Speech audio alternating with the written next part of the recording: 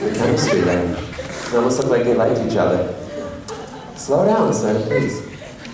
Up next, we'll be traveling across the pond to Great Britain, all the way far, for the importance of being earnest with Chloe Anchabus, Taryn Anchabus, Andrew McGraw-Herdag, and Evan Fraser.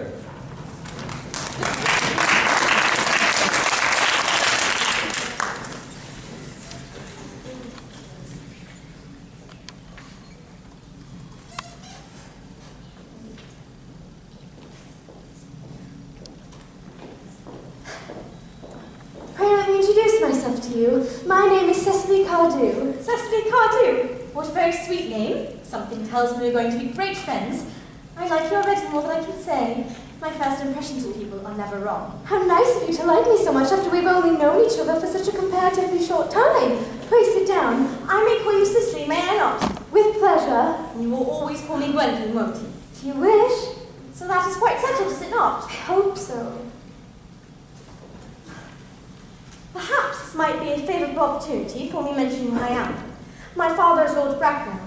You've never heard of Papa, I suppose? I don't think so. Outside the family circle, Papa, I'm glad to say, is entirely unknown.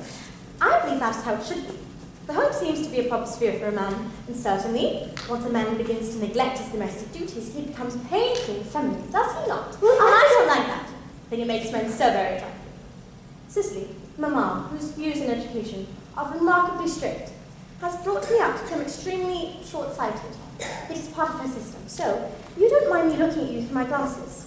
Oh, not at all, Gwendolyn. I'm very fond of being looked at. You are here on a short visit, I suppose? Oh, no, I live here. Really? Your mother, no doubt, is some female relative of advanced years retired here also. No, I have no mother, nor any relations. Indeed.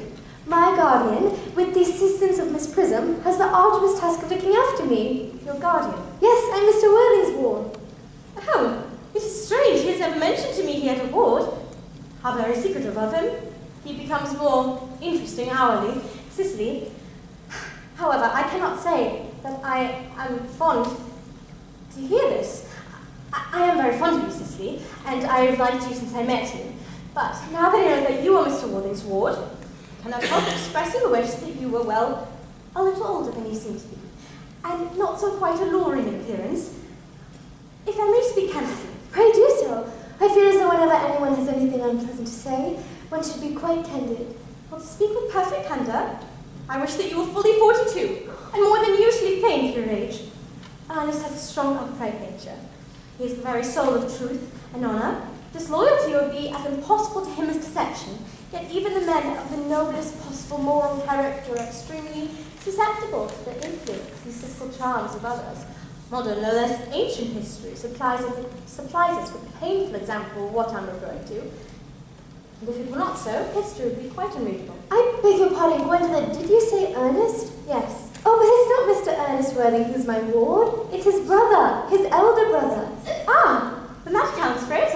Now to think of it, no man has ever mentioned to me he had a brother. The subject almost seems distasteful to most men. Cicely, you've lifted a load from my mind. I was becoming almost anxious how terrible it would have been if a cloud would have come across a friendship like ours, would it not? Yes, quite. But you are quite sure that it is not Mr. Ernest Worthing who is your guardian? Quite sure. In fact, I'm going to be his. I beg your pardon. Gwendolyn, there's no reason why I should make it a secret to you any longer. Our little county newspaper is sure to chronicle the fact that next week Mr. Ernest Worthing and I are engaged to be married. My darling Cicely, I'm afraid there must be some slight error. Mr. Worthing is engaged to me. The announcement will appear in the Morning Post, Saturday at latest. I'm afraid you must be under some misconception, Gwendolyn. Ernest proposed to me exactly 10 minutes ago. That is certainly very curious, for he proposed to me yesterday afternoon at 5:30. I'm glad that I've instant. Pray do so. I never travel without my diary. One should always have something sensational to read on the train. I am so sorry, dear Cicely, if it is any disappointment to you, but I'm afraid I have a prior claim. It would distress me more than I can tell you, my dear Gwendolyn, if it has caused you any mental or physical anguish, but I feel bound to the fact that since Ernest proposed to you, he's clearly changed his mind. If the poor fellow has been entrapped into any foolish promise, I shall consider it my moral duty to rescue him at once. dear boy may have gotten into, I will never reproach him with it after we are married. Do you allude to me, Miss Cardew, as an entanglement? You are presumptuous. On an instant such as this, it becomes more than a moral duty to speak one's mind. It becomes a pleasure. Do you suggest, Miss Fairfax, that I entrapped Ernest into an engagement? How dare you! This is no time for wearing the shallow mask of manners. When I see a spade, I call it a spade. Well, I'm happy to say I've never seen a spade. It is obvious our social spheres have been widely different. Okay. Yes, as usual. You have many interesting walks in the vicinity, Miss Cardew. Oh yes, a great many. From one at the top of the hills, you can see as far as 5 counties. 5 counties? I don't think I should write that. I hate crowds. And I suppose that's why you live in town, is it not? Quite a well-kept garden this is, Miss Cardew. So glad you like it, Miss Fairfax. I had no idea there are any flowers in the country. Oh, flowers are as common here, Miss Fairfax, as people are in London. Personally, I cannot understand how anybody manages to exist in the country. If anybody who is anybody does. The country always seems to bore me to death. Ah, and this is what the newspapers call agricultural depression, is it not? I believe that aristocracy are suffering from it just at present. It is almost an epidemic amongst them. May I offer you some tea, Miss Fairfax? Thank you. Detestable girl, but I require tea. Sugar? No, sugar is not fashionable anymore. Cake or bread and butter? Bread and butter. Cake is rarely seen in the best houses nowadays. Miss Fairfax?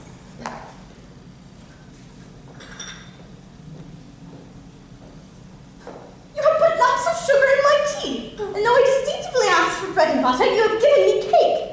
I am known for the gentleness of my disposition and the extraordinary sweetness of my nature. But I warn you, Miss Cardew, you may go too far. To save my poor, innocent, trusting boy from the imaginations of any other girl, there are no lengths to which I would not go. From the moment I met you, I distrusted you. I saw you false and deceitful. I am rarely deceived in such matters. My first impressions of people are invariably right. It seems to me, Miss Fairfax, that I'm trespassing on your valuable time. No doubt you have many other calls of a similar character to make in the neighborhood. Ernest?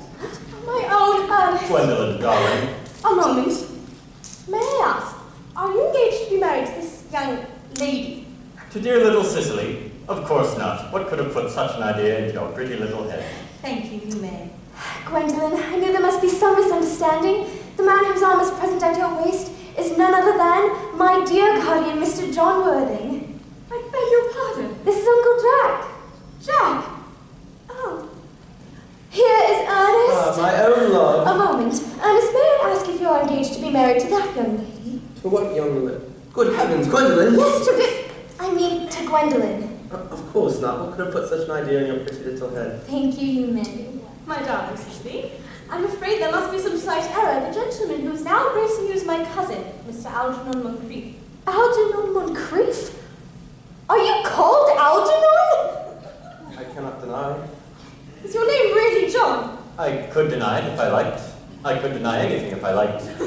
But my name certainly is John. It's been John for years. A gross deception has been practiced on us both. My poor wounded Cicely. My sweet wronged Gwendolyn.